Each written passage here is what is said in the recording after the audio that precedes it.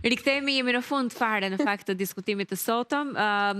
Kemi folur për atë çfarë ndodh, ndryshimin që pson jeta në çift me ardhjen e jetë të një fëmije, të një bekimi, padyshim kjo është edhe mbetet taksative, por ka ndryshime që vërehen në përditshmëri për aq kohë sa përgjegjësitë janë të tilla që do të ndahen dhe nuk mund të jetë e gjitha e fokusuar në atë çfarë është romanca, ana pra romantike e jetës së çiftit e të tjera me radhë.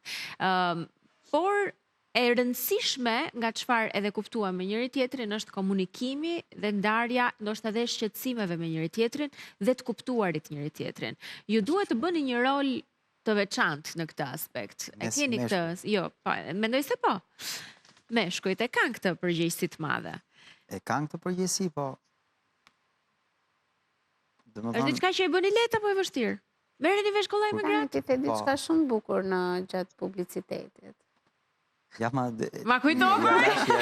Dhe kemi folur po thoshte që përgjithsisht partnerja edhe kur bën fëmijë ose gjatë përjetimit të shtatzanisë mund të ketë ato luhatet e veta hormonale dhe mund të tofet pak edhe meshkujt faktikisht edhe meshkujt duhet të qëndrojnë mirë kuptosh. Duhet edhe taftosh pak, domethënë edhe mos jesh shumë i ftohtë me mashkullin. Mos të presësh vetëm nga mashkulli, sul, po edhe nga, domethënë nga të gjitha anët, të jesh domethënë edhe pak e ëmbël, jo e prerë, jam lodh gjithë ditën për shembull. Kuptoj. Edhe ti do në të njëjtën mënyrë doja thush, se edhe un kam ngarkesë ditore, nuk është. Lodhën njëri, lodhën pra të dyja palët duhet jenë të mirë dhe të butë me njëri tjetrin. Jam tip që edhe ndihmoj, domethënë edhe shumë mirë. Nuk jam që lidhi organin Marsit, përshëndesim, faleminderit shumë, takohemi një herë tjetër, faleminderit shumë. Gjithashtu, patjetër. Angela, për ta mbyllur?